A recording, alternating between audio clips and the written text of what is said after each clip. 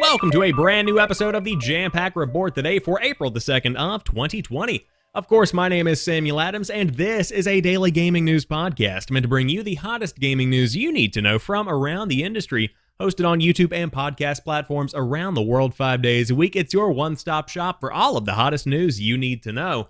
And let me tell you, today was a very disappointing day. The Last of Us Part 2 has been delayed indefinitely. We have no idea when it's coming out now. I am in shock and awe. On top of that, Iron Man VR isn't even coming out. Those were my two top most anticipated games of the... Come on, man. But we're talking about that on today's show, on top of stuff about Sea of Thieves, Call of Duty. Let's just dive into what you guys are here for. The Last of Us 2 has been delayed indefinitely. The much anticipated post-apocalyptic adventure game, The Last of Us 2, will be delayed indefinitely due to the coronavirus pandemic, publisher Sony said today. The game, which had been previously scheduled for May 29th, is nearly done and ready to go, a Naughty Dog developer told Kotaku this afternoon. This was a decision made for logistical and economic reasons. Quote, "The good news is we are nearly done with the development of The Last of Us Part 2, Naughty Dog said in a statement this afternoon. However, even with us finishing the game, we were faced with the reality that due to logistics beyond our control, we couldn't launch The Last of Us Part 2 to our satisfaction. We want to make sure everyone gets to play The Last of Us Part 2 around the same time, ensuring that we are doing everything possible to preserve the best experience for everyone. This meant delaying the game until such a time where we can solve these logistic issues." Naughty Dog's employees, like most at video game companies around the world, are currently working from their homes in order to practice self-isolation. And of course, a recent Kotaku investigation looked at the culture of crunch surrounding Naughty Dog and the development of The Last of Us 2. We talked about that story on a prior episode of the Jampack Report. This is incredibly disappointing, and first and foremost, I want to address rumors that have been going around on Twitter saying this is writing on the wall, that something is wrong behind the scenes at either PlayStation or Naughty Dog. That's not the case whatsoever. I fully, wholeheartedly believe that this is a logistics issue, that is shipping, manufacturing, because you look around and companies across the world in every industry are feeling the impact of COVID-19 on their production. It's just something that we are dealing with right now as a whole. If you go into your local grocery store right now, many of the shelves are likely empty because of the fact that production and shipping are being heavily impacted as people are either self-isolating, as companies are cutting back, and as shipping becomes more challenging because of restrictions. It's a strange time, and it's impacting every single industry, including the gaming industry. In fact, I would say this is just the tip of the iceberg. I think that The Last of Us 2 and Iron Man VR being delayed, those are just two of the smaller games that are going to be impacted by this entire ordeal. I really think you are going to be seeing more over the course of the coming months. But first and foremost, The Last of Us 2 has been delayed indefinitely, and now we have no idea when we are going to get our hands on Naughty Dog's newest masterpiece. However, along with this announcement, we did get some really good-looking screenshots from Nebellion over on Twitter. Now, these screenshots were originally posted on the official PlayStation website for the game, but they have since been taken down. However, the internet never forgets, and we now have images that are going to be showcased whenever The Last of Us Part 2 launches. And I'll be the first to admit these are some gorgeous screenshots. Now, Twitter quality, of course, is degraded as compared to the original thing, so I have full faith the game is going to look much better than it does even here in these images.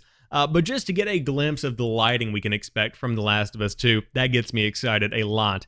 And I think that that really is going to be what drives this game home. What really sells this game is the overall look of the game, and that combined with the storytelling of the team at Naughty Dog, I think it's going to be something that is truly, truly impressive, and I cannot wait to get my hands on it. But again, if you do want to dive in and check out these screenshots and analyze them for yourself, you can find them over on Nebellion's Twitter. But right now, they are looking good, and I cannot wait to get my hands on this game whenever it may come out.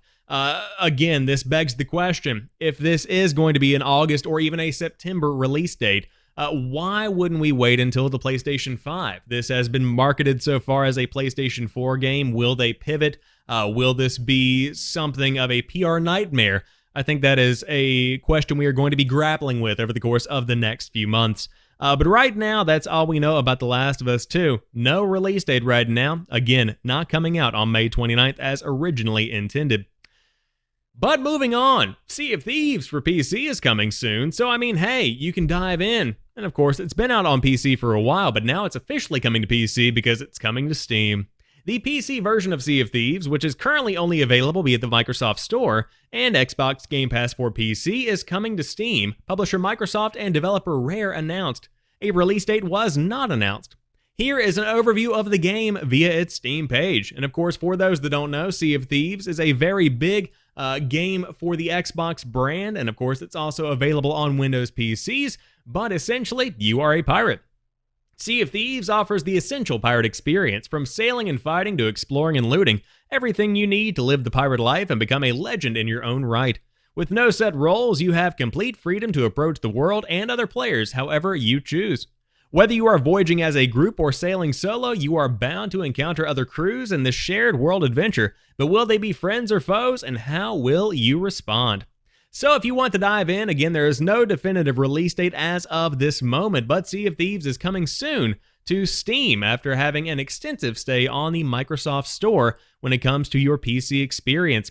And I think this is part of the larger initiative from Microsoft to release more Xbox games on Steam. Of course, you see them following suit with Halo the Master Chief Collection, which is very impressive. It took the top spots in the Steam charts whenever, I believe, Halo Reach launched in December. And so that just goes to show how big this potential is for Microsoft when it comes to capitalizing on the fact that they're finally doing what PC gamers have been asking them to do for a number of years now. I cannot wait to see how their numbers improve as they get away from the exclusivity, whether it be consoles in the Xbox space or whether it be on PC via the Microsoft Store. But if you want to dive into Call of Duty, Modern Warfare 2 has been remastered. Call of Duty Modern Warfare came out in 2019. There is plenty to do in Warzone. There are so many options here. But a judge has ruled that Call of Duty can depict Humvees without a license. In 2017, AM General LLC, the company behind the Humvee, sued Activision over the appearance of the famous military vehicle in Call of Duty. The Humvee has appeared in most of the Modern Warfare games. In one mission in the recently remastered Call of Duty Modern Warfare 2, you man a Humvee gunner during a drive-thru in Afghanistan town. AM General LLC said Activision incorporated its Humvee trademark without permission and accused the publisher of taking advantage of its goodwill and reputation. 3 years later, a New York judge ruled a First Amendment right to depict contemporary warfare in its game by featuring Humvees, of course, as reported by The Hollywood Reporter. Quote, if realism is an artistic goal, then the presence in Modern Warfare games of vehicles employed by actual militaries undoubtedly furthers that goal, U.S. District Court Judge George B. Daniels said. AM General had argued the use of the Humvee in Call of Duty would confuse people, but the judge did not see much similarity in how both parties were using the trademark. One side sells vehicles to the military, the other sells military video games to the public. Meanwhile, Activision used a realism explanation, given Humvee's widespread use by modern militaries, and the judge found the pursuit of realism has artistic merit. Assuming arguendo that realism is the only artistic interest that Call of Duty games possess, an assumption potentially bellied? Oh god, there's a lot of terminology here. By the presence of narrative campaign modes in all of the challenge games, it is also true that realism can have artistic merit in itself, Daniel said. So there you have it. Call of Duty and other military video games are free to use Humvees as they wish. So I read this story last night whenever I was laying in bed trying to sleep, and I thought, what would they have done if they hadn't been allowed to use the Humvee trademark? What would they have put in this game? Because the Humvee is such an iconic piece of military, I suppose, equipment in a way. It's almost, in my mind, as similar to the grenade as it is to the assault rifle. It's just part of the experience. And so I don't know what they expected people to do, but my question is, with the pickup trucks that are often associated with the enemies in Modern Warfare games, is Toyota going to sue them? Is Mazda going to sue them? What's the situation here? It's a strange piece of news here. But the Humvee is officially good to be used in Call of Duty games going forward, so that's good to know. I certainly didn't want to see my crew, my squad, getting in a souped-up Hummer. Definitely don't want that.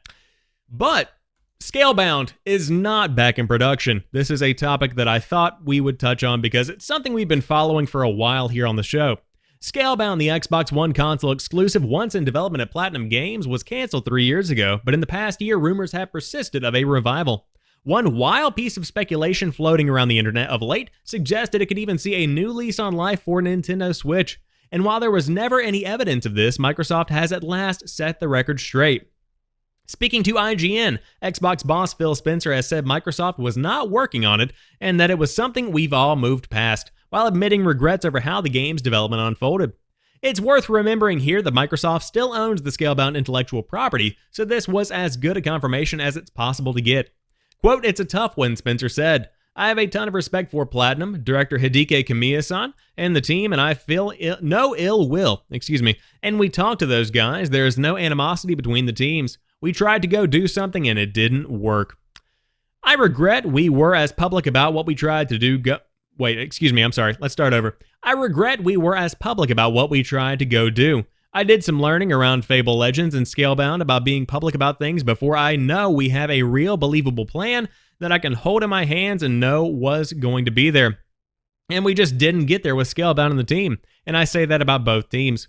Of course, we are going to be a little upset if we weren't able to deliver on our goals for that title. We're not working on it. I'm not at Platinum today, but I'm almost positive they are not working on it. It's something we've all moved past. It's not something I see as a high point in my role, having to cancel a game we talked about for years, but for the people out there thinking there's something still in the works, there's not. In any case, Platinum now has its hands full with a number of new projects, such as Bayonetta 3, Astral Chain, and the wonderful 101 Remastered, plus the mysterious Project GG. Yeah, Platinum has a lot going on right now, but I wanted to mention this because so many people are still excited about Scalebound, and I'm sorry, it's just not happening. You will never see that game, it will never see the light of day, and unfortunately, I think that's probably for the better. I think that right now it's been elevated to a point of almost god-tier status, where it's something of a legend, where we think about what could have been with Scalebound. I don't really think it had that much potential to begin with. I mean, it looked fine, don't get me wrong, but it's not worth talking about for years and years on end. Now, I would have loved to see it get a new lease on life with the Nintendo Switch, but again, that in and of itself would have been a very strange piece of news. I never thought that was possible. And it looks like it wasn't, but Scalebound is not back in production, as said by Phil Spencer, the man himself. We are not going to be getting any kind of Scalebound release. But that rounds out today's episode of the Jampack Report. If you enjoyed this one, drop me a like down below and let me know what you think about the show and of what we talked about today. How do you feel about The Last of Us 2 being delayed? On top of that, what do you think about those screenshots? Are you going to be picking up Sea of Thieves or any other Xbox Game Studios games on PC? I would love to hear your thoughts. But until next time, you guys have a fantastic rest of your night. I'll talk to you soon, and peace.